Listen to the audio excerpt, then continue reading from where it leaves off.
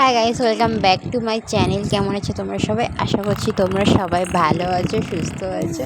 আর আমি, আমার মামা, আমার ফ্যামিলি সবাই ভালোই আছি।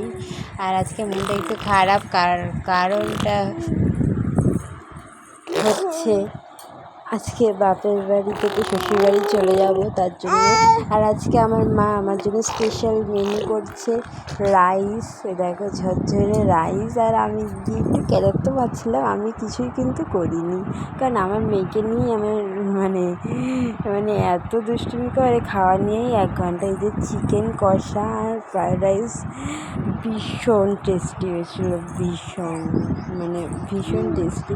এই যে ব্যাগ ট্যাগ সব কিছু গুছিয়ে নিয়েছি। আর আমার যে কাঁধ ব্যাগটা দেখতে পাচ্ছ না, ওটা আজকে আমার সাথে একটা বাজে একটা ব্যাপার হয়েছে। যে এখানে আমি রেডি হচ্ছি, দেখে নাও রেডি হচ্ছি কি। এবার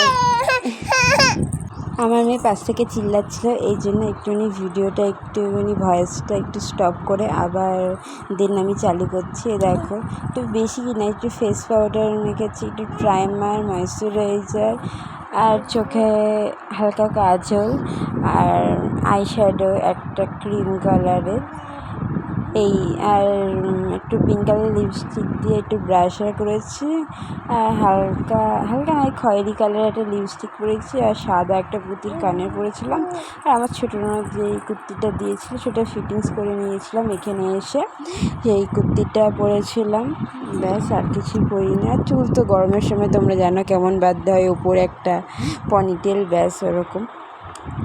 আর মেন টপিক হচ্ছে, আজকে আমার সাথে একটা খুব বাজে ঘটনা ঘটেছে। অ্যাকচুয়ালি আমার যেই ব্যাগটার মধ্যে আমার ছোটোখাটো কসমেটিক্স, আমার মেয়ের জলের বোতল, রুমাল টুমাল এইসব নিয়ে থাকি, টাকার ব্যাগ, পয়সার ব্যাগে আর কি, পার্স টার্স ছিল।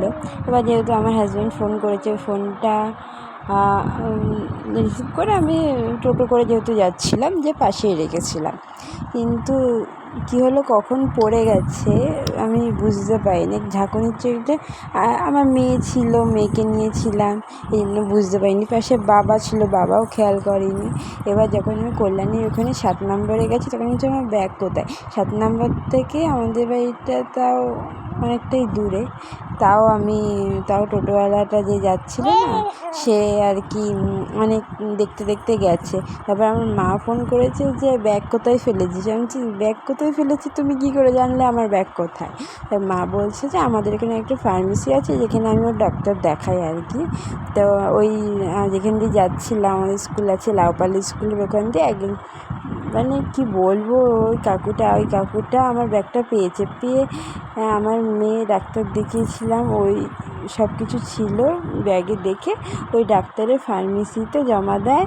তারপরে আমার মা বলে যে ওই ফার্মেসি থেকে ব্যাগটা নিয়ে এসছে, তাও ব্যাগটা পেয়েছে। আর এখনকার দিনে যে এরকম মানুষও আছে ভাবা যায় না, কারণ এখনকার কেউ ব্যাগ